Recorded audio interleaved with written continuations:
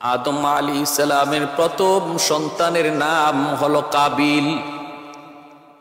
কাবিল জন্ম নিল, তার সাথে তার এক বোনও জন্ম নিল, একসাথে যমজ। কাবিলের সাথে জন্ম নিল আকলিমা, বড় সুন্দরী, বড় সুন্দরী। দ্বিতীয় ধাপে জন্ম নিলেন হাবিল, তার সাথেও তার এক বোন জন্ম নিল যমজ। কিন্তু বোনটা এত সুন্দরী নয়, এত সুন্দরী নয়। এবার বলুন, বিবাহের আল্লাহর দেওয়া রীতি, আল্লাহর দেওয়া সিস্টেমটা কেমন? আল্লাহর দেওয়া সিস্টেম, আল্লাহর দেওয়া নিয়ম হলো কাবিলে বিয়ে করবে হাবিলের সাথে যেই মেয়ে জন্ম নিয়েছে তারে, আর হাবিল বিয়ে করবে কাবিলের সাথে জন্ম নিয়েছে যেই মেয়ে আকলিমা তারে। এটা হলো আল্লাহ পাকের বিধান, আল্লাহ পাকের রীতি, আদম আলাইহিস সালামের শরীয়তের বিধিবিধান। কিন্তু কাবিল মেনে নিতে পারে না। তার সাথে জন্ম নেয়া বোন আকলিমা বড় সুন্দরী, কিন্তু হাবিলের সাথে জন্ম নেয়া বোন তেমন সুন্দর নয়, সুন্দর নয়। এজন্য কাবিল এই বিয়েটা মেনে নিতে পারে না। সে মনে মনে ভাবতেছে, আমার সাথে জন্ম নিল আমার যে বোন, এই বোন এত সুন্দরী, তারে আমি পাইব না, পাইব হাবিলে। আর হাবিলের সাথে যেই মেয়ে জন্ম নিয়েছে যেই বোন, সেই বোন তো এত সুন্দর নয়, তারে পাইব আমি না, আমি এটা মানব না। বরং আমার সাথে আমার যে বোন জন্ম নিয়েছে এই বোন নিয়ে আমি বিয়ে করব। নাউজুবিল্লাহ। এটা আল্লাহ পাকের বিধানের বিপরীত। তার চিন্তা চেতনা ফিকির ভ্রান্ত হয়ে গেছে। নফসের লোভ, নফসের খায়সাতকে প্রাধান্য দিয়া দিছে শরীয়তের বিধিবিধানের উপর। নিজের চিন্তা ধারণা, নিজের চেতনা, নিজের লোভ লালসারে প্রাধান্য দিয়ে দিছে। সরাসরি সে অস্বীকার করলো। হযরত আদম আলাইহিস সালামের সামনে সে অস্বীকার করলো, কয় না, আমি আমার সাথে যে বোন জন্ম নিয়েছে আকলিমা তারে বিয়ে করব, আমি হাবিলের সাথে জন্ম নেওয়া বোনকে বিয়ে করব না, কারণ সে সুন্দরী নয়। এমনভাবে যখন শরীয়তের বিধানকে অমান্য করতে লাগলো, আদম আলাইহিস সালামের সামনে সে কথা বলতে লাগলো, তখন আল্লাহ পাক সিদ্ধান্ত জানায় দিলেন, আদম তুমি ওদেরকে জানায় দাও, দুজনকে কোরবানি দিতে বলো, আর যার কোরবানি কবুল হবে, যার কোরবানি কবুল হবে তার মতটাই সঠিক। যার কোরবানি কবুল হবে সেই আকলিমারে বিয়ে করবে, বলো কোরবানি দেওয়ার জন্য। তখনকার সময় কোরবানি কবুল হওয়ার সিস্টেম ছিল আকাশ থেকে আগুন নেমে আইসা যার কোরবানির বস্তুটা ছিল সেটাকে খেয়ে ফেলতো। কোরবানির বস্তু যদি আকাশ থেকে আগুন এসে খেয়ে ফেলে তাহলে বুঝবেন, তাহলে বোঝা যাইতো তার কোরবানি কবুল হয়েছে, আল্লাহ জানায় দিলেন। এইভাবে কোরবানি কবুল হওয়া বুঝার আলামত, বুঝার সিস্টেম আল্লাহর পয়গম্বর আদম সফিউল্লাহ তখন হাবিল কাবিলকে ডাক দিয়ে বলেন, তোমরা দুইজনে কোরবানি দাও, যার কোরবানি কবুল হবে তার মতটাই আল্লাহর কাছে গ্রহণযোগ্য হবে, তার পক্ষেই রায় হবে। কোরবানি যার কবুল হবে তার পক্ষেই রায় হবে। কিভাবে কোরবানি কবুল হবে আল্লাহ জানাইছেন, আকাশ থেকে আগুন এসে কোরবানির বস্তু খেয়ে ফেলবে। দুইজনে কোরবানি দেওয়ার সিদ্ধান্ত দিল। হাবিল দম্বা রাখালি করতেন, তিনি একটা দম্বা নিয়ে আসলেন। আর কাবিল ক্ষেত খামারি চাষ করত, সে কিছু কৃষি দ্রব্য নিয়ে আসলো।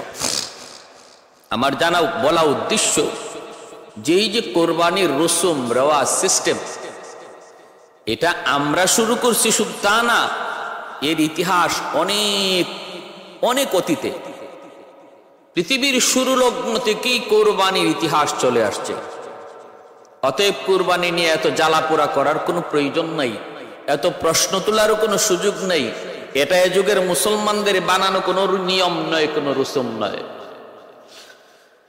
দুইজনে কোরবানির দুই বস্তু পেশ করলেন, আর ওই অবস্থায় আকাশ থেকে আগুন এসে হাবিলের কুরবানির দুম্বাটারে আগুনে খেয়ে ফেলল, আর কাবিলের কুরবানির বস্তু যেভাবে আছে এভাবেই রয়ে গেল।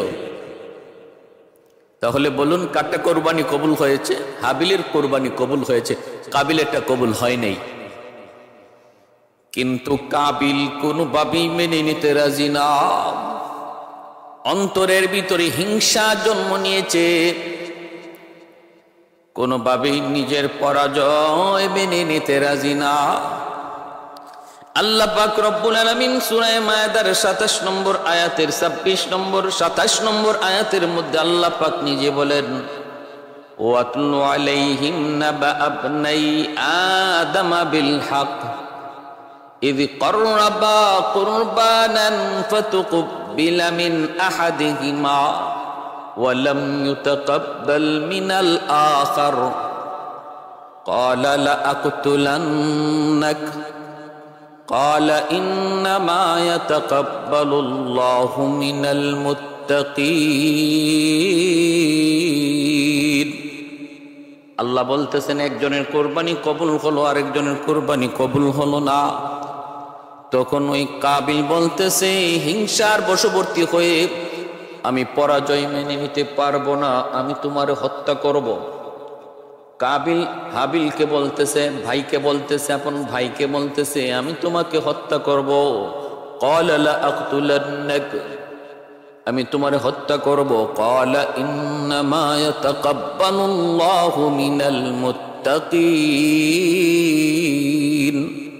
আর হাবিল বলতেছে শোনো, আল্লাহ মুত্তাকিদের, আল্লাহ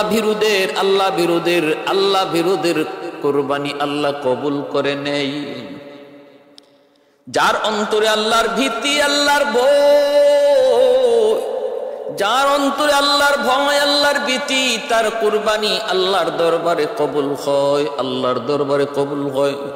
আর কাবিল বলতেছে তুই আমাকে যদিও মারো, কিন্তু আমি তোমাকে হত্যা করব না, আমি তোমাকে হত্যা করব না। কারণ কি জানোনি? ইন্নী আখাফুল্লাহ রাব্বাল আলামিন, আমি আমার রবকে বড় ভয় করি, আমি আমার রবকে বড্ড ভয় করি। এজন্য তুমি আমাকে হত্যা করতে চাইলেও আমি তোমাকে হত্যা করব না। এ যুবক খেয়াল করে শুনো, এতে বোঝা গেল কেউ যদি তোমার গায়ে আঘাত করে, হত্যা করার নিয়তে যদি আঘাত করে, তুমিও তাকে হত্যা করার নিয়তে আঘাত করতে পারো না। ফিরাইতে পারো। নিজেকে বাঁচানোর জন্য যদ্দূর করা দরকার তুমি করতে পারো, কিন্তু হত্যা করার নিয়তে নয়। ভাইরা বন্ধুরা আমার, নবী রহমতের নবী তো এমন ছিলেন, নবীর গায়ে যদি কেউ আঘাত করত, নবী তারে আরো জিজ্ঞেস করতেন, ভাই তুমি কি হাতে ব্যথা পেয়েছো নাকি? তুমি কি হাতে ব্যথা পেয়েছ? আল্লাহ নবী রহমতের নবীর আচরণ তো ছিল খুলুকে আযীম। এর চেয়ে উত্তম আদর্শ আর চরিত্র দুনিয়াতে কাউকে আল্লাহ দেয় নাই। এত সুন্দর আখলাক, এত সুন্দর আদর্শ ছিল আমার আপনার নবী। এজন্য মায়ের নবী রহমতের নবী বলেন, আমাদের আখলাক হবে এমন খুলুকে আযীম, না হলেও খুলুকে কারীম, তা না হলেও খুলুকে হাসান। এর বাইরে যাওয়া যাবে না। হয় যদ্দূর প্রতিবাদ, যদ্দূর আমাকে মারছে, আঘাত করছে, যদ্দূর আমারে কষ্ট দিছে, আমি তারে অদ্দূর কষ্ট দিব, অথবা আমি তারে মাফ করে দিব। শুধু মাফ করেই দিব তা না, খুলুকে আযীমের অধিকারী যদি হতে হয়, মাফ করার পর তার ভালো, তার কোনো উপকার করার জন্য চেষ্টা করব, তার উপকার করার জন্য চেষ্টা করব। এজন্য হাবিল বলতেছেন, আরে ভাই আমি তোরে মারবো না, তুই আমারে যতই মারোস, আমারে যদি হত্যা করোস, আমি তোর হত্যা করব না, কারণ আমি আল্লাহকে ভয় করি, আমি আমার আল্লাহকে ভয় করি। কাবিল অন্তরে হিংসা নেওয়ার পর এক পর্যায়ে হাবিলকে হত্যাই করে ফেলল। কারণ শয়তান যেমন আদম আলাইহিস সালাম এবং মা হাওয়া আলাইহিস সালামকে জান্নাত থেকে দুনিয়ায় পাঠায় দেয়, সে নিজেও কিন্তু দুনিয়ায় আসে, লানতের তখ্ত লইয়া দুনিয়ায় আসে। আর আল্লাহ পাক রব্বুল আলামিনের কাছে কিছু পাওয়ার আর শক্তি নিয়ে আসে। মালিক, যেই মানুষের কারণে আজকে আমি লানতের তখ্ত পইরা জাহান্নামী হলাম, এই মানুষ কেমন করে জান্নাতে যায় আমিও একটা দেখব। আমাকে তুমি কিছু বিশেষ শক্তি দাও। বিশেষ শক্তি, 1 নম্বর হায়াত দিবা কিয়ামত পর্যন্ত, হায়াত আমার কিয়ামত পর্যন্ত। 2 নম্বর মানুষের রগ রেশার ভিতরে ঢুইকা যেন ওয়াসওয়াসা কুমন্ত্রণা দিতে পারি, সেই শক্তি আর ক্ষমতা তুমি আমাকে দাও। আল্লাহ পাক রব্বুল আলামিন শয়তানের মনের ইচ্ছাগুলা আল্লাহ পূরণ করলেন, দাবিগুলা পূরণ করলেন, আর বলে দিলেন, শুন, ইল্লা ইবাদাকা মিনহুমুল মুখলাসিন, আমার যারা নেককার বান্দা, যারা আমি আল্লাহকে ভয় করে, আমি আল্লাহর ভয় অন্তরে নিয়ে চলে, তুই তাদের কোনো ক্ষতি করতে পারবি না। কয় আমি ডান দিক থেকে আমার ষড়যন্ত্রের জাল বিছাবো, বাম দিক থেকে ষড়যন্ত্রের জাল বিছাবো, সামন দিকে ষড়যন্ত্রের জাল বিছাবো, পিছন দিক থেকে ষড়যন্ত্রের জাল বিছাবো, তোমার বান্দা যাবে কোথায়? আল্লাহ পাক রব্বুল আলামিন বলে, তুই ডাইনে বামে চতুর্দিকে ষড়যন্ত্রী জাল বিছাবি, আর আমার বান্দা যদি নিচের দিকে তাকায় তাকায় হাঁটে, আমি আল্লাহ উপর থেকে রহমতের কোলে তারে টান দিয়ে নিয়ে নিব। এজন্য আল্লাহ নিচের কথা শয়তানকে বলতে ভুলাইয়া দিছে।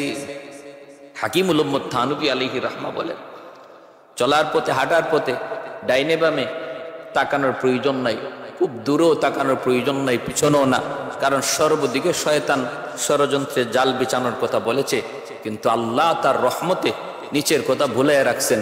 এজন্য কোনো মানুষ যখন রাস্তা হাঁটতে যায় নিচের দিকে তাকায় হাঁটে, আল্লাহ ওই মানুষটাকে তার রহমতের কুলে উপর থেকে টেনে নিয়ে যান। প্রতিটা নজরে নজরে যেখানে ছিল শয়তানের তীর, বিষাক্ত তীর, এর থেকে আল্লাহ তার হেফাজত করলেন। মা মিন মুসলিমিন ইয়ানজুরু ইলা মাহাসিনি ইমরাতিন আউয়ালা মাররা সুম্মা ইয়াগুদ্দু বাসরা ইল্লা আহদাসাল্লাহু লাহু ইবাদাতান ইয়াজিদু হালাওয়াতাহা। আয়ার নবী বলেন, কোন একজন সুন্দরী বেগানা নারীর দিকে কোন যুবক নজর পড়া মাত্রই যদি নজরটা সরায় নেয়, আর কোনো নজর না দেয়, আল্লাহর ভয়ে, কার ভয়ে? আল্লাহর ভয়ে, আল্লাহ পাক রব্বুল আলামিন তখন তারে তার ইমানের মধ্যে নূর পয়দা করেন, ইমানের মধ্যে নূর পয়দা করেন, হালাওয়াতে ইমান তারে দান করেন। এজন্য ভাইরা বন্ধুরা, একটু মনোযোগ দিয়ে খেয়াল করে শুনুন। হযরত আদম আলাইহিস সালাম ওনার সন্তান কাবিল হাবিলকে হত্যা করে ফেলবো, খুন করে ফেললো, এবং এটাই হলো পৃথিবীর ইতিহাসে সর্বপ্রথম খুন, সর্বপ্রথম হত্যা। পৃথিবীতে হত্যা চালু করার, হত্যার বিধান, হত্যার সিস্টেমটাও চালু করলো কাবিল। পৃথিবীতে খুনের সিস্টেমটাও চালু হলো কাবিলের দ্বারা। এজন্য তাফসীরের কিতাবের ভিতরে লিখেন, পৃথিবীতে এরপরে যত খুন হবে সমস্ত খুনের একটা গুনার একটা অংশ কাবিলের আমলনামায় জমা হবে। এটাই হলো নিয়ম পৃথিবীতে। যখনই যেই সিস্টেম চালু হয়, যে সিস্টেমটা চালু করে যায়, ওই সিস্টেমটা যদি ওই তরিকাটা, ওই নিয়মটা যদি নেক কাজের কোনো নিয়ম হয়, সেটা যদি কোনো সওয়াবের কোনো নিয়ম হয়, সেটা যদি আল্লাহকে পাওয়ার কোনো তরিকা হয়, তাহলে দেখা যাবে এই তরিকার লাইনে যত মানুষে কাজ করবে, যত মানুষ আমল করবে, তাদের আমলের সাথে সাথে একটা আমলের অংশ, নেকের অংশ আল্লাহ যে আবিষ্কার করেছে, যার দ্বারা তৈরি সিস্টেম তৈরি হয়েছে, চালু হয়েছে, তার আমল নামায় মৃত্যুর পরও সেটা জারি থাকবে। একজন মানুষ যদি একটা ধর্মীয় বই লিখে যায়, এই বইটা দুনিয়াতে যতদিন থাকবে, যত মানুষ এই ধর্মীয় বইটা পড়বে এবং আমলকে সুন্দর করার চেষ্টা করবে, তার বই পড়ার কারণে যেহেতু তার আমলের আগ্রহ বেড়েছে আর আমল করেছে, লেখককে আল্লাহ পাক রব্বুল আলামিন ওই আমলকারীর আমলের একটা অংশ আল্লাহ ওই লেখকের আমল নামায় দান করবে। আর যদি কোনো মানুষ কোন গুনার প্রথা চালু করে যায়,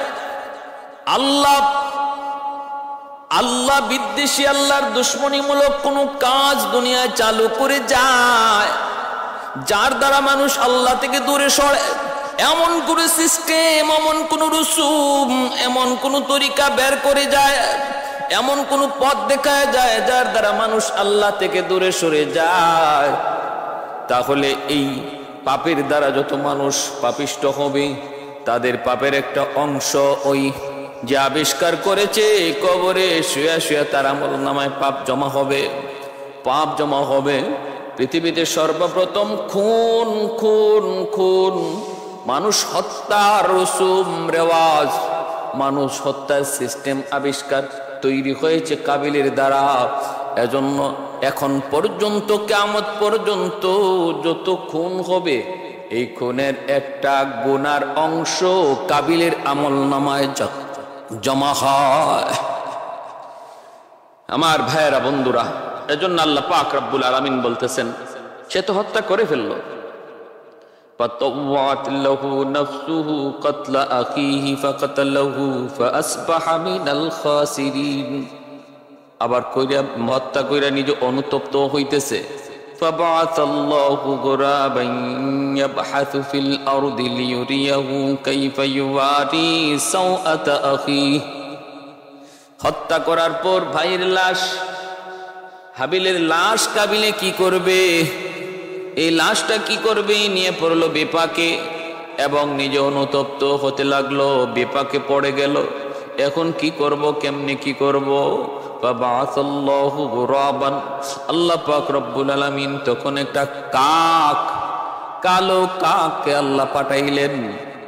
এই কাকের দ্বারা তার লাশ দাফন করার সিস্টেম আল্লাহ তারে শিখাইলেন। আল্লাহ দেখাইতেছেন একটা মৃত কাককে, একটা কাক মাটি খুইরা মৃত কাকটাকে সে গর্তের ভিতরে রাখতেছে। ইয়াবহাসু ফিল আরদি লিয়ুরিয়াকু কাইফা ইউয়ারি সাওআতা আখিহি ক্বালা ইয়া ওয়াইলাতা আ'জাজতু আন আকুনা মিসলা হাযাল গুরাব ফাউয়ারিয়া সাওআতা আখিহি فأصبح من النادمين। আফসোস করে আর কয়, হায়রে আমি কাকের মতো তো বুদ্ধি রাখি না। কাক তখন তারে দাফন করার শিখাইল এবং পৃথিবীতে সর্বপ্রথম মৃত মানুষ দাফন করার তরিকাও আল্লাহ ওই হাবিল কাবিলের এই ভাইয়ের মৃত্যুর দাফনটাকে দাফন করার দ্বারা এই দাফনের সিস্টেমটা আল্লাহ চালু করে দেখাইলেন। ভাইয়েরা আমার, এজন্য বলতেছি, হত্যা করা আজকে আমাদের সমাজেও যত সামান্য কিছু বিষয়, সামান্য স্বার্থের কারণে মানুষকে হত্যা করে ফেলে, ভাই ভাইকে হত্যা করে ফেলে। এই যে হত্যাটা করলো কাবিল হাবিলকে, বড় কোনো স্বার্থ ছিল না, বিশাল কোনো স্বার্থ এর সাথে জড়িত নয়। সামান্য একটা মনের লোভ, খায়সাত, এই খায়সাতকে প্রাধান্য দিতে যায়। আমাদের সমাজেও এমন সম্পদের লোভে পইরা, ক্ষমতার লোভে পইরা, পদের লোভে পড়ে, চেয়ার পাওয়ার লোভে পড়ে আজ মানুষকে প্রকাশ্যে খুন করছে, ভাই ভাইরে খুন করছে। অথচ এই খুন কত বড় জঘন্যতম অপরাধ।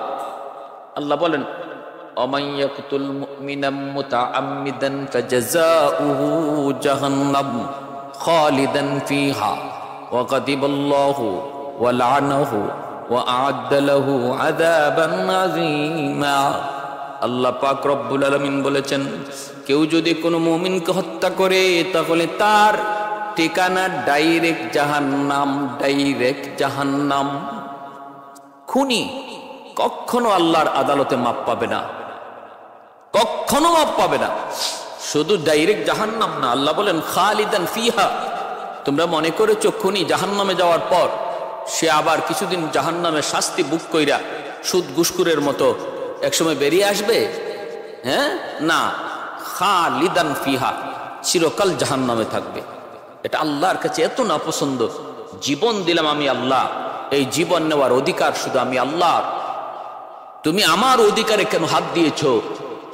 আমার অধিকারে কেন হাত দিয়েছো? আল্লাহ এটা বরদাস্ত করতে পারেন না, আল্লাহ বরদাস্ত করতে পারেন না।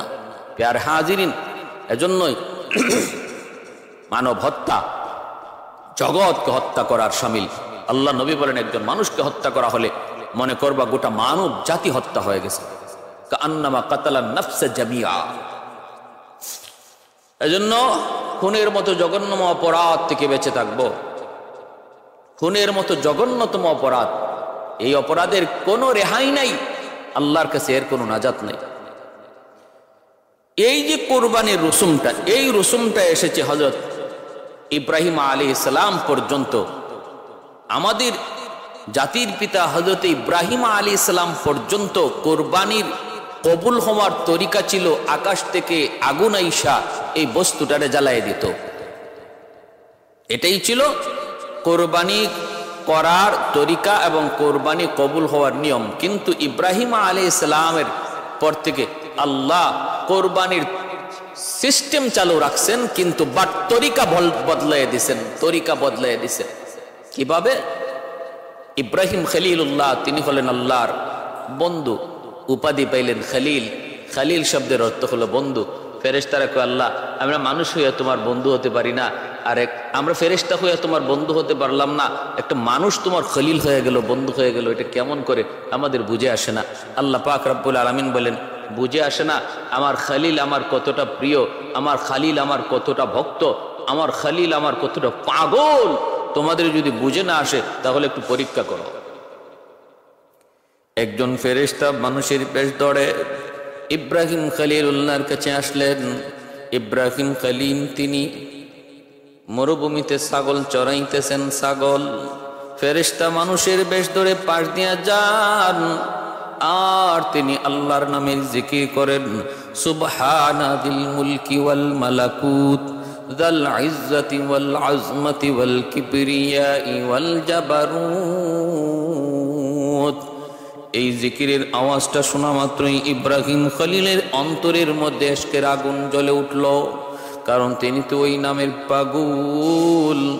এই নামটা কে যেন নিতেছে, যেই নামের পাগল ইব্রাহিম, ওই নাম কে যেন নিয়ে যাচ্ছে, কে যেন এই নামটা জপতেছে।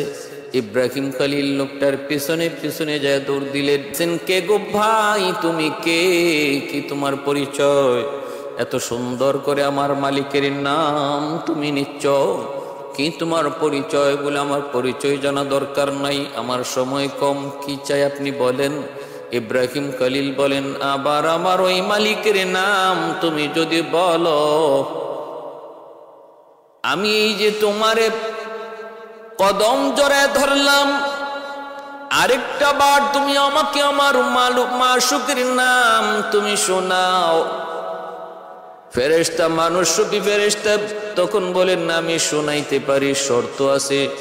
কয়, কি শর্ত? শর্ত হলো তোমার ওই ছাগলের পালের অর্ধেক ছাগল আমাকে দিয়ে দিতে হবে, তাহলে আমি একবার আরেকবার এই নাম তোমার শোনাইতে পারি। ইব্রাহিম খলিল আল্লাহর এত পাগল, এত আশিক, তিনি বললেন, ঠিক আছে, আমি তোমাকে অর্ধেক ছাগলের পাল তোমাকে দিয়ে দেব, বিনিময়ে তুমি আমাকে আরেকবার আমার মাশূকের নাম তুমি শোনাও। ফেরেশতা আরেকবার শোনাইলেন, সুবহানা দিল মুলকি ওয়াল মালাকুত যাল ইজ্জতি ওয়াল আজমতি ওয়াল কিবরিয়াই ওয়াল জাবারুত। অর্ধেক ছাগলের পাল দিয়ে দিলেন। ফেরেশতা চলে যেতে চান, মানুষ রূপী ফেরেশতা ইব্রাহিম খলিল যাইতে দেন না, আবার জড়ায় ধরলেন, না না আরেকবার আপনি আমাকে শোনান। ফেরেশতা বলে শোনাইতে পারি, শর্ত হলো বাকি অর্ধেক ছাগলের পালটাও আমাকে দিয়ে দিতে হবে। ইব্রাহিম খলিল বলেন, তাও তোমাকে দিয়ে দিলাম, কিন্তু আমাকে আরেকবার এই নামটা শোনাও। আমি যেই নামের পাগল, এই নামের যে আমি আশিক, আমি যেই নামের জন্য পাগল। ভাইরে, আল্লাহ নামের উপরে কি পরিমাণ দেওয়ানা, আল্লাহর আশিক, আল্লাহর নামের উপর কি পরিমাণ দেওয়ানা, আল্লাহ আল্লাহ নামের উপরে কি পরিমাণ মজা, কি পরিমাণ স্বাদ একজন আশিক ছাড়া বুঝে না। একজন আশিক ছাড়া কোনদিন এই নামের মজার স্বাদ বুঝবে না। আল্লাহ আল্লাহ ক্যা মজাই নাম হে, अल्लाह अल्लाह आशिकों का काम है। अल्लाह अल्लाह क्या मज़ाई नाम है, अल्लाह अल्लाह आशिकों का काम है, अल्लाह अल्लाह मुमिनों का काम है। अहदुन लैसा कमिस्ली समदुन लैसा कफदली लिमनिल मुल्क तुगु ई तो सजावार खुदाई। আল্লাহর পয়গম্বর বলে, আমি অর্ধেক ছাগল বাকি অর্ধেকটাও দিয়া দিব, বিনিময়ে আরেকবার আমার মাশূকের নাম তুমি শোনাও।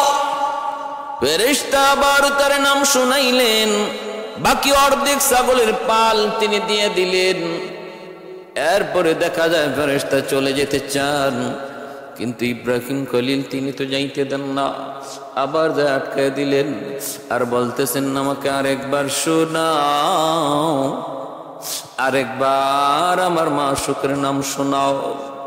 ফেরেশতা বলে, এখন তুমি কি দিবা? কিছুই তো নাই, দিবা কি? আমি তো বদলা ছাড়া নাম বলি না, আমি তো কোনো বিনিময় ছাড়াই নাম শোনাই না, এখন কি দিবা, এখন কি দিবা? আল্লাহর খলিল তখন কান্দেন, চোখের পানি মুছেন আর বলেন, রে ভাই, তুমি যদি আরেকবার আমাকে আমার মাশূকের নাম শোনাও, আমি সারা জীবনের জন্য তোমার গোলাম হয়ে যাব। আহাদুল লাইসা কামিসলি সামাদুন লাইসা কাফদলি লিমানিল মুলকু তুগু ই তো সাজাওয়ার খুদাই। তো খুদা ওয়ান্দে ইয়ামিনি, তো খুদা ওয়ান্দে ইয়াসারি, তো খুদা ওয়ান্দে জমিনি, তো খুদা ওয়ান্দে সামাই। তো রহিমি, তো করিমি, তো সামিঈ, তো বসিরি, তো মুইজ্জি, তো মুযিল্লি, তো মালিকিল আরশি বজাই। বরি আজ খুরদন ও খুফতন, বরি আজ তহমতে মরদন, বরি আজ বিমো বরি উ, বরি আজ বিমো উমিদি, বরি আজ রঞ্জ বালাই। আল্লাহ রাব্বুল আলামিন বলতেছেন, আমার খলিল আমার কতটা উপযুক্ত আমার বন্ধু হওয়ার একটু পরীক্ষা করো। যখনই আল্লাহর খলিল বললেন, আরেকবার যদি আমার মাশূকের নাম শোনাও, তাহলে আমি সারা জীবনের জন্য তোমার গোলাম হয়ে যাব। সাথে সাথে মানুষ ফেরেশতা কয়ে, গো আল্লাহর বন্ধু, আল্লাহর খলিল, আমি মানুষ নই, আমি নূরের তৈরি ফেরেশতা, আমি এসেছিলাম আপনাকে একটু পরীক্ষা করার জন্য। কোন যোগ্যতার বলে আপনি আল্লাহর খলিল?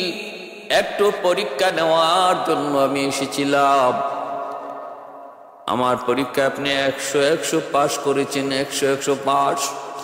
অতএব আপনি যে আল্লাহর খলিল, আল্লাহ যে আপনার খলিল বানাইছে, বন্ধু বানাইছে, সেটা 100 যথাযথ। যে মানুষ একবার আল্লাহ নাম শোনার জন্য জীবনের জন্য গোলাম হয়ে যেতে চায়, গোলামের জিন্দেগি গ্রহণ করতে চায় শুধু একবার আল্লাহ নাম শোনার জন্য, সে যে আল্লাহর কতটা পাগল, কতটা দেওয়ানা, বুঝতে আর বাকি নাই। এরপর আল্লাহ পাক কয়, বন্ধু খলিল ইব্রাহিম, আমি আল্লাহর সাথে বন্ধুত্ব করবা, দোস্তি করবা, নজরানা দেয়া লাগবে। এরপর আল্লাহ পাক একের পর এক নজরানা নিতেছেন। সন্তান জন্ম হয় না, বৃদ্ধ বয়সে আল্লাহ তারে সন্তান দিলেন, নাম হযরত ইসমাঈল আলাইহিস সালাম। ভাইরা বন্ধুরা, সন্তান জন্মের পরপরই আল্লাহ পাক রব্বুল আলামিন কয়, ইব্রাহিম সন্তান ইসমাইলের মায়া বেশি না আমি আল্লাহর মায়া তোমার কাছে বেশি? মোহাব্বত ইসমাইলের বেশি না আমি আল্লাহর বেশি? কয় আল্লাহ তোমার। কয় প্রমাণ চাই, প্রমাণ। কয় মালিক তুমি কি প্রমাণ চাও? আল্লাহ বলে বনবাস দিয়ে দাও। যে সন্তান এত কান্নাকাটি কইরা আমি আল্লাহর কাছ থেকে তুমি পাইছো, যদি সন্তানের চেয়ে মহব্বত আমি আল্লাহর বেশি হয়, তাহলে নজরানা চাই, দলিল চাই, প্রমাণ। খলিল বলে মালিক কেমনে? কয় সন্তান আর মাকে বনবাস দাও। এ ভাই, সেই ফিলিস্তিন থেকে মক্কার জমিন, ওই মক্কার জমিন পর্যন্ত চলে আসলেন। এখন যেখানে আল্লাহর ঘর বাইতুল্লাহ, আল্লাহর ঘর খানায় কাবা, এই জায়গায় আসলেন। জিব্রাইলে আমিন সাথে ছিলেন, জিব্রাইলে আমিন সাথে ছিলেন। এখানে আসার পর জিব্রাইল বলতেছে, ওগো আল্লাহর পয়গম্বর, এই সেই জায়গা যেখানে আপনি আপনার সন্তান আর আপনার বিবি হাজেরাকে এখানে রেখে যাবেন, এই সেই জায়গা। আল্লাহর খলিল দুধের শিশু ইসমাইল আর মাকে ওই মক্কার প্রান্তরে বাইতুল্লাহ না বাইতুল্লাহর ওই জায়গায় সাফা মারওয়া পাহাড়ের কাছেই তিনি এখানে সন্তানকে রাখলেন। সন্তানকে আর সন্তানের মাকে রেখে আল্লাহর খলিল তিনি চলে যাইতেছেন। ওই অবস্থায় মা হাজেরা তিনি ডাক দিয়ে বলতেছেন, স্বামী গু, ও স্বামী, কিছু পানি আর কিছু খেজুর তুমি দিয়ে গেলা, কয়েকদিনের ভিতরেই খেজুরটাও শেষ হয়ে যাবে, পানিটাও শেষ হয়ে যাবে, কিন্তু আমাদেরকে কোথায় রেখে যাইতেছো? কেন রেখে যাইতেছ? কই চলে যাইতেছ? কতদিনের জন্য রেখে যাচ্ছ? কিছুই তো বলো নাই। অপরাধ কি গোস্বামী? আমি স্ত্রী যদি তোমার সাথে কোনো অন্যায় করে থাকি, আমার শাস্তি দেও, শাস্তি দেও, মাথা পেতে নেব। কিন্তু আমার দুধের বাচ্চাটার কি অপরাধ? আমার দুধের শিশুটার তো কোনো অপরাধ নাই। শাস্তি যদি পেতে হয় আমি পাবো, আমার সন্তান কেনই শাস্তি ভোগ করবে? ইব্রাহিম খলিল চোখের পানিটা মুছেন, কথা বলেন না। বারবার শুধু মা হাজেরা তখন বলতেছেন, স্বামী গো একটু বলো, কথা বলো, কথা বলো, কেন তুমি এখানে এই মরুভূমিতে রেখে যাইতেছ? ঘর নাই, বাড়ি নাই, পানির কোনো ব্যবস্থা নাই, গাছপালা বলতে কিছুই নাই, এই জায়গার মধ্যে কেন রেখে যাইতেছ একটু বলো। আল্লাহর খলিল তখন চোখের পানি মুছে আর আসমানের দিকে আঙ্গুল ইশারা করে দেখায়, আসমানের দিকে ইশারা করে বুঝা দেখ, ওগো বিবি, আমার ইচ্ছায় তোমাকে রেখে যাই নাই, এখানে তোমাকে আর তোমার সন্তানকে, আমার সন্তানকে রেখে যাওয়া আমার মালিকের ইশারায়। মা হাজেরা তখন বলতেছেন, যদি আমার আল্লাহর ইশারায় হয় তাহলে আমার কোনো আপত্তি নেই, কারণ আমার আল্লাহই আমার উত্তম হেফাজতকারী। কেমন ধৈর্যশীল আল্লাহর উপর, কেমন আস্থা আল্লাহর উপর, কেমন ভরসা। আল্লাহ বলে, ওয়া মান ইয়াতাওয়াক্কাল আলাল্লাহ ফাহুয়া হাসবুহ। কেউ যদি আমি আল্লাহর উপর 100 ভরসা করে, আমি আল্লাহ তার জন্য যথেষ্ট, আমি আল্লাহ তার জন্য যথেষ্ট হয়ে যাই। তিনি যখন বুঝলেন আল্লাহর ইশারায়, মা হাজেরা বলেন, তাহলে কোনো টেনশন নাই, আপনি নির্ভয়ে যান, আমার মালিক আমার উত্তম হেফাজতকারী। সুবহানাল্লাহ। ভাইরা বন্ধুরা, তিনি চলে গেলেন, এইদিকে তিনি চলে গেলেন, সংসার করেন বিবি সায়রার সাথে। সারার সাথে সংসার করেন। এরপরে এইদিকে হযরত ইসমাইল আস্তে আস্তে একটু বড় হলেন, পানির ব্যবস্থা হলো। বলে কেমনে হলো সেদিকে বিস্তারিত ঘটনা বলবো না। হাজেরা, মা হাজেরা তিনি সাফা মারওয়ায় দৌড়াদৌড়ি করেন। পানির তৃষ্ণা ইসমাইল ছটফট করে মা হাজেরা সাফা মারওয়ায় দৌড়াদৌড়ি করেন পানির একটু সন্ধান পাওয়ার জন্য। একজন মা যখন নিজের চোখে দেখে সন্তান পানির তৃষ্ণায় ছটফট করতেছে, মারা যাবে, ওই অবস্থায় মায়ের দিলের হালত দুনিয়ার কেউ বুঝবে না, বুঝবে শুধু ওই মা। এজন্য মা হাজেরা তিনি ওই সন্তানে পিপাসিত ওই চোখ, পিপাসিত ওই ঠোঁট তিনি তো দেখতেছেন। এক ফোঁটা পানির জন্য সাফা মারওয়ায় দৌড়ান, উঁচু জায়গায় উঠেন, নিচা জায়গায় নামেন, কোথাও কোনো পানির ব্যবস্থা আছে কিনা একটু দেখার জন্য ভাইরা বন্ধুরা। কিন্তু না, এরকম পাগল পারা হয়ে 7 বার তিনি দৌড়াইলেন আল্লাহ পাকের কাছে। এই দৌড়টা এত ভালো লাগলো। হজের মৌসুম চলছে, হজের হাজিগণ আল্লাহর ঘর দেখার জন্য রওনা দিয়েছেন। এ ভাই, এই হজের পুরা আমলগুলি, রুকুনগুলি আমাদের দুইজন পিতার স্মৃতি এর মধ্যে বেশি জড়িত। একজন আদি পিতা আদম, আরেকজন হলো জাতির পিতা ইব্রাহিম আলাইহিস সালাম। এই দুইজনের স্মৃতি হজের সমস্ত কাজের মধ্যে সবচেয়ে বেশি জড়িত। এই স্মৃতিগুলাই চারণ করা হয়। মা হাজেরা আলাইহিস সালামের এই দৌড় আল্লাহর কাছে এত পছন্দ লাগছে। সমস্ত হাজিদের জন্য আল্লাহ সাফা মারওয়ার 7টা দৌড়কে আল্লাহ ওয়াজিব করে দিছে, যে এটা আদায় না করলেও একজন মানুষের হজ কামেল হবে না, পরিপূর্ণ হবে না। সুবহানাল্লাহ। তারপরে হযরত হাজেরা আলাইহিস সালাম তিনি দেখতেছেন পানির সন্ধান না পেয়ে ইসমাইল আলাইহিস সালামের কাছে আসলেন। এসে দেখেন পায়ের গোড়ালির আঘাতে এই পাথর ফেটে জমজম পানির উৎপত্তি, জমজম পানি ফুয়ারা তৈরি হয়েছে। মা হাজেরা সাথে সাথে এই পানির চতুর্দিকে পাথর দিয়ে একটু বাঁধ দিয়ে আটকাইলেন।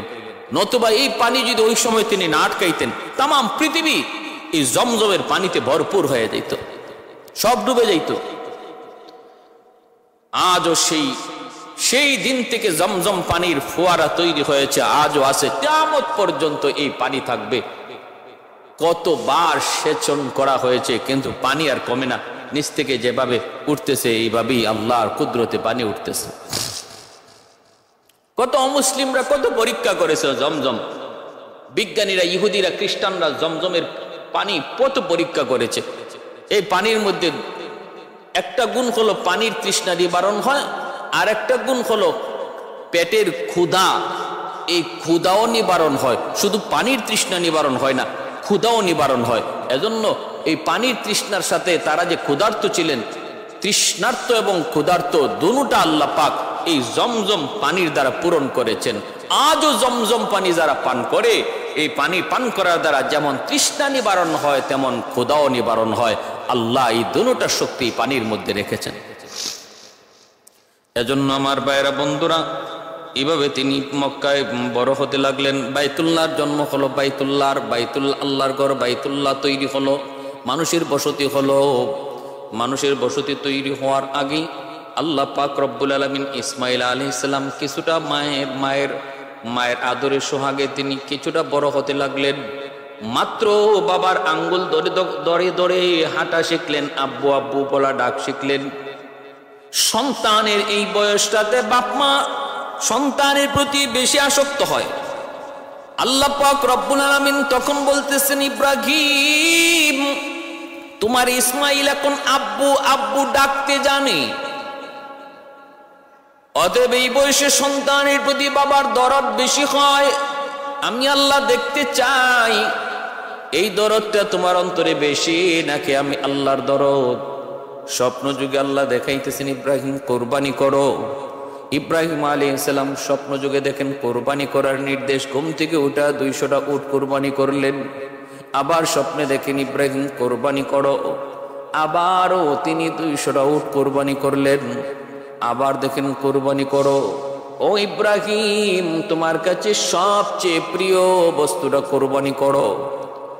এইবার ঘুম থেকে উঠে চিন্তায় পড়ে গেলেন, প্রিয় বস্তু আমার কাছে সবচেয়ে প্রিয় বস্তু হলো আমার সন্তান ইসমাইল। আল্লাহ তো আমার কাছে আবারও পরীক্ষা চায়, বন্ধুত্বের পরীক্ষা চায়। সন্তান কোরবানি সারার সাথে পরামর্শ করলেন। বিবি সারা বলেন, আপনি আল্লাহর হুকুম কার্যকর করুন। রওনা দিয়ে দিলেন মক্কায়। সেই তিনি বিবি হাজেরাকে বলতেছেন, বিবি গো, ও বিবি, আমার সন্তান ইসমাইলকে তুমি একটু সাজায় গোজায় দাও। এক জায়গায় বেড়াইতে যাব, মেহমানদারি করতে যাব। হাজেরা তিনি সাজায় গুজায়া বাবার সাথে দিয়ে দিলেন। মা হাজেরা তিনিও খুব খুশি, আমার সন্তানকে আমার স্বামী এত আদর করতেছেন, এত মায়া বরে ডাইকে তিনি কোথাও নিয়ে যাবেন মেহমানদারিতে, বেড়াইতে। মা সন্তানকে যখন বাবা আদর করে, বাবা বেশি আদর করে ডাক দেয়, তখন মার কলিজা বেশি খুশি হয়, মার কলিজা বেশি খুশি হয়। বাবা যখন সন্তানকে বেশি আদর করে, তখন মার কলিজা বেশি খুশি হয়। হাজেরা বলতেছেন, যান আপনি সাজায় গুজায় দিলাম। তিনি সাজায় গুজায় নিয়ে রওনা দিছেন। এইদিকে শয়তান মা হাজেরার কাছে এসে বলতেছে, হাজেরা, সন্তান ইসমাইলকে তুমি নিজে একা লালন পালন করছো, সন্তানকে মানুষ করেছো তুমি, যত কষ্ট যত যন্ত্রণা সব তুমি নিজে সহ্য করেছো। আজকে তোমার ওই কলিজার টুকরা সন্তানটারে তুমি তোমার স্বামীর সাথে দিয়া দিছো কোথায়? কয় বেড়াইতে। কয় না, বেড়াইতে নেই গো হাজেরা, তোমার সন্তান ইসমাইলকে ইব্রাহিম নিয়ে গেছে জবাই করার জন্য, জবাই কোরবানি করার জন্য। হাজেরা বলতেছে, কস কি তুই? বাবা কোনোদিন সন্তানকে জবাই করবে? কয় হ করবে। হাজেরা বলেন, অসম্ভব, আমি বিশ্বাস করি না। শয়তান বলে করবে করবে, কয় না বিশ্বাস করি না। এমনি শয়তানে কয় আল্লাহর হুকুমে, আল্লাহর হুকুমে। তখনই মা হাজেরা বলে, তাহলে তুই ইবলিস, আমার আল্লাহর হুকুমে যদি এটা হয়ে থাকে আমি তো নিষেধ করবই না, বরং আমি আরো সুন্দর করে সাজায় গুজায় দেব। যদি আমার আল্লাহ চান আমার সন্তান ইসমাইলের কোরবানি, তাহলে আমার কোনো আপত্তি নাই। আর তুই যাই আমারে বাধা দিচ্ছ, নিঃসন্দেহে তুই হলে ইবলিস। মা হাজেরার কাছে শয়তান পারে নাই, দৌড়ে গেল ইসমাইলের কাছে। যায় বলতেছে, ইসমাইল কই যাস? কয় আব্বার সাথে যাই বেড়াইতে। কয় না, বেড়াইতে না, তোর বাবা তোর জবাই করতে নিতেছে, জবাই করতে নিতেছে। কয় কেমন করে এটা সম্ভব? কয় না, আল্লাহর হুকুমে। তখন কয় আল্লাহর হুকুমে যদি হয় তাহলে আপত্তি কিসের? আপত্তি কিসের? শয়তান এই কথা যখন এইভাবে ওয়াসওয়াসা দেয়, ইসমাইল আলাইহিস সালাম বাবা ইব্রাহিমকে বলে দিলেন, আব্বা কে যেন আমারে কি কয়? কি কইতেছে? কয় আপনি বুঝে আমারে জবাই করতে নিতেছেন। ইব্রাহিম আলাইহিস সালাম বুঝে ফেলছেন এটা শয়তানের কারসাজি। তিনি বলেন, বাবা 7টা পাথর দিয়ে ওরে ঢিল মার, ওরে ঢিল মার, ও হলো ইবলিস। ইসমাইল আলাইহিস সালাম 7টা পাথর দিয়ে ঢিল মারলেন, শয়তান আগুনে পুড়ে গেল, চলে গেল। সেই ঢিল মারার স্মৃতি আল্লাহ পাক এখনো জামারাতে আল্লাহ পাক কিয়ামত পর্যন্ত সেই স্মৃতি আল্লাহ ধরে রাখছে। হাজিদেরকে আল্লাহ বইলা দিছে, হাজিরা হজ করতে যাবা, আমার ইসমাইল যেইভাবে ইবলিসের ঢিল মেরেছিল 7 বার, তোমরাও যদি 7 বার ইবলিসের ঢিল না মারো, হজ আমি আল্লাহর কাছে কবুল হবে না। আমি আল্লাহর কাছে বড় পছন্দ লাগছে। যেই মুহূর্তটাতে সে ঘাবড়ে যাওয়ার কথা, ভয় পেয়ে যাওয়ার কথা, শয়তানের কথায় বাবার সাথে এ বিষয় নিয়ে আলোচনা করার কথা, দৌড় দেওয়ার কথা, কিন্তু না না, বরং শয়তানকে আরো ঢিল মারলো।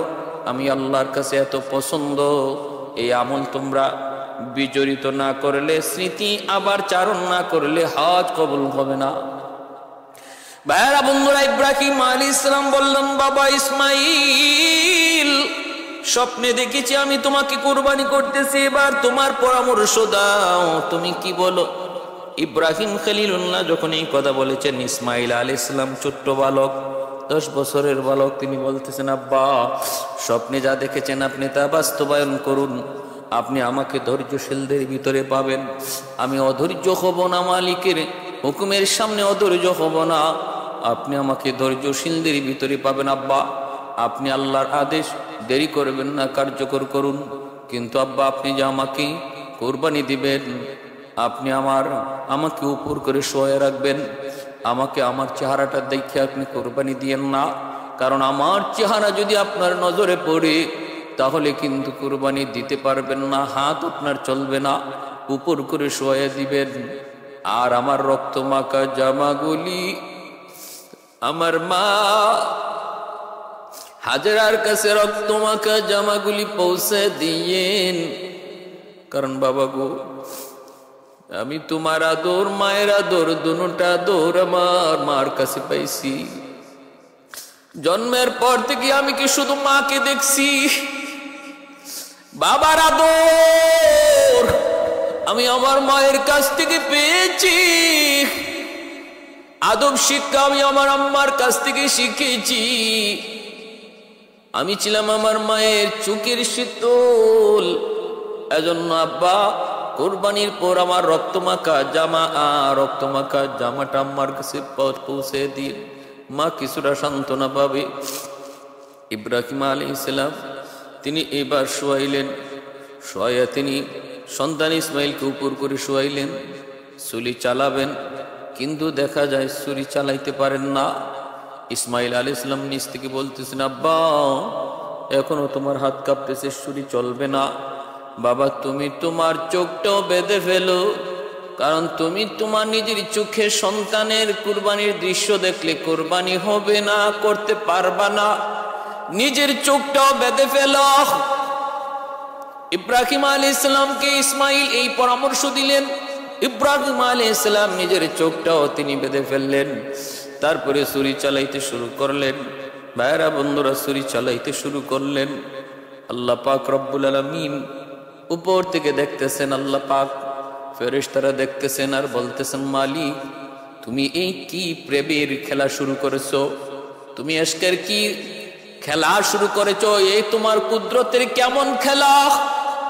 ও আল্লাহ আমাদের আর কোনো প্রশ্ন নাই, ইব্রাহিম কেমন করে তোমার বন্ধু হলো, আমাদের আর কোনো প্রশ্ন নাই, তুমি কুদরতি খেলা বন্ধ করো আল্লাহ, তুমি বন্ধ করো।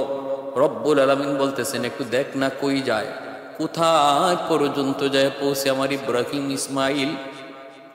যখন ছুরি চালাইয়া দিলেন, নিঃসন্দেহে এইবার ছুরি চালাইলেন। আল্লাহ পাক রব্বুল আলামিন সাথে সাথে জিব্রাইলকে বলেন, জিব্রাইল আমার ইব্রাহিম ছুরি চালাইয়া দিছে, এই যে ছুরি যাইতেছে ইসমাইলের গলায় লাগবে। এর জিব্রাইল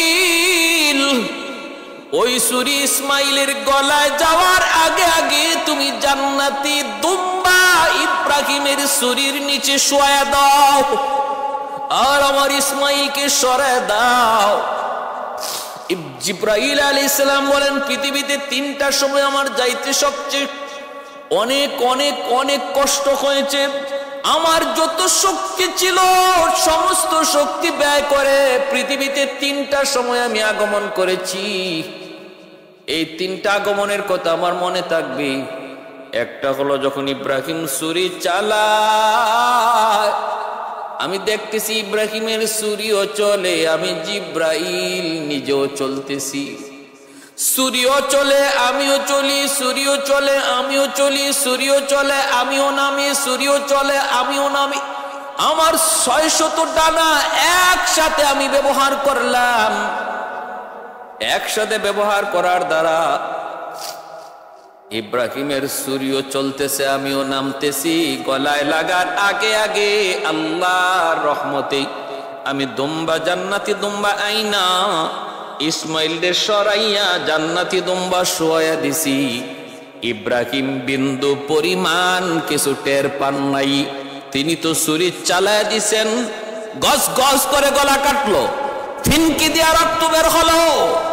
আল্লাহু আকবার কইয়া তিনি কুরবানি করে ফেললেন। এরপরে তিনি তো নিশ্চিত আমার ইসমাইল কুরবানি হয়ে গেছে, কোরবানি হয়ে গেছে। রক্ত পড়ার দৃশ্য, গলা কাটার মতো গলা কাটার আওয়াজ তিনি শুনতে পাইলেন। এবার আল্লাহর শুকরিয়া আদায় করে তিনি যখন চোখটা খুললেন, কইলা যখন নিচের দিকে তাকাইলেন, তাকায় দেখেন আল্লাহু আকবার, আল্লাহু আকবার, নিচে তো ইসমাইল নাই, নিচে কোরবানি হয়ে গেছে একটা জান্নাতি দুম্বা, আর পাশেই শুয়ে আছে ইসমাইল। তিনি বিশ্বাস করতে পারতেছেন না, চোখটা আবার কসলাইতেছেন, চোখটা আবার এরকম ভাবে কি করলেন, একটু মনে করলেন চোখটা মনে ঝাপসা। তারপরে আবার তাকে দেখেন ঘটনা সত্য, নিচে হলো একটা দুম্বা, পাশে দাঁড়ায় আছে ইসমাইল। হযরত ইসমাইল আলাইহিস সালাম দৌড় দিয়া বাবাকে জড়ায় ধরে তিনি আল্লাহর শুকরিয়া আদায় করে কাঁদতেছেন। আর ওই অবস্থায় জিবরাইল আমিন বলতেছে, নবী গো, আপনার কোরবানি আল্লাহ দরবারে কবুল হয়ে গেছে। উদ্দেশ্য তো কোরবানি ছিল না, উদ্দেশ্য ছিল আপনার দিলের হালত জানা। আল্লাহ পাক এই জায়গায় জান্নাতি দুম্বা কোরবানি দিয়ে আপনার কোরবানি আল্লাহ কবুল করে নিছে, যেন ইসমাইলে কোরবানি হয়েছে। আপনি যেমন ইসমাইলকেই কোরবানি দিয়েছেন, বিন্দু পরিমাণেতে কোনো সন্দেহ নাই। বা সাথে সাথে বাপ বেটা দুজনে 2 রাকাত শুকরিয়ার নামাজ পড়লেন। এজন্যই আমরা ঈদুল আজহার দিন 2 রাকাত শুকরিয়াতান ঈদুল আজহার নামাজ পড়ি। এটা হলো শুকরিয়াতান আল্লাহ পাক রব্বুল আলামিন জিলহজ মাসের 10 তারিখ এই ঈদুল আজহার অনেক দাম, অনেক ফজিলত। 10 তারিখ হলো কুরবানি, 9 তারিখ হলো আরাফা। 9 তারিখ কি? আরাফা। আল্লাহু আকবার। এই জিলহজ মাসের 1 তারিখ থেকে নিয়ে 10 তারিখ পর্যন্ত আল্লাহর কাছে খুব দামি এই 10টা দিন। ওয়াল ফজরি ওয়া লায়ালিন আশ ওয়াশ শাফঈ ওয়াল ওয়াতর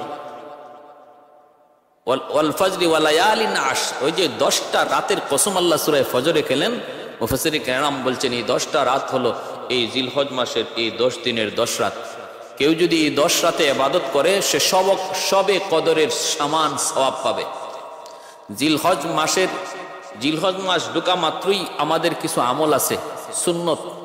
1 নাম্বার হলো যে জিলহজ মাস ঢোকার আগেই আমাদের শরীরের অতিরিক্ত পশম, নখ, চুল, অতিরিক্ত পশম পরিষ্কার করে নিব।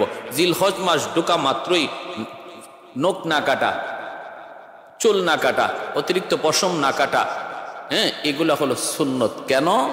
কারণ এই জিলহজ মাসের 1 তারিখ থেকে নিয়ে 10 তারিখের এই 10 দিন পরে 10 তারিখে কোরবানির যে এক প্রেমের লীলা খেলা, এশকের এক লীলা খেলা, আশিকার মাশুকের যে এক অগ্নি পরীক্ষা, ওই অগ্নি পরীক্ষার স্মরণ 1 তারিখ থেকে করা হচ্ছে।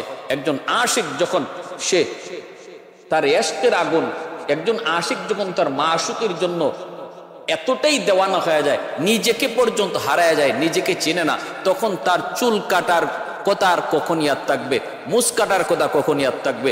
একজন সত্যিকারের আশিক তার মাথার চুলের খবর থাকে না, একজন সত্যিকারের আশিকের তার নখের খবর থাকে না, একজন সত্যিকারের আশিক অতিরিক্ত পশমের কোনো খবর থাকে না, সে তো একজনের পাগল। আল্লাহ পাক রব্বুল আলামিন ওই কুরবানির মধ্যে ইব্রাহিম আলাইহিস সালাম যে কি পরিমাণ আল্লাহর আশিক ছিলেন, যে ইশকের কারণে সন্তান, কলিজার টুকরা সন্তানকে আল্লাহর মহব্বতের সামনে কুরবানি দিয়ে দিচ্ছেন, সেই কথা স্মরণ করার জন্য একজন আশিকের নমুনা হওয়া জিলহজ মাস ঢোকা মাত্র, এটা মায়ার নবীর বহুত বড় এক সুন্নত। এজন্য জিলহজ মাস ঢোকা মাত্রই নখ কাটা, চুল কাটা, অতিরিক্ত পশম কাটা থেকে বিরত থাকা, এটা নবীর এক সুন্নত। আর 9 তারিখে রোজা রাখা, 9 তারিখে কেউ যদি রোজা রাখে, অর্থাৎ আরাফার দিন, এই তো আর কয়েকদিন, আগামীকাল থেকে জিলহজ মাস ঢুকতেছে, 9 তারিখে যদি কেউ আমরা রোজা রাখি, তাহলে আল্লাহর নবী রহমতের নবী বলেন তার 1 বছরের পিছনের গুনাহ মাফ, সামনের 1 বছরের গুনাহ আল্লাহ তার মাফ করে দেন।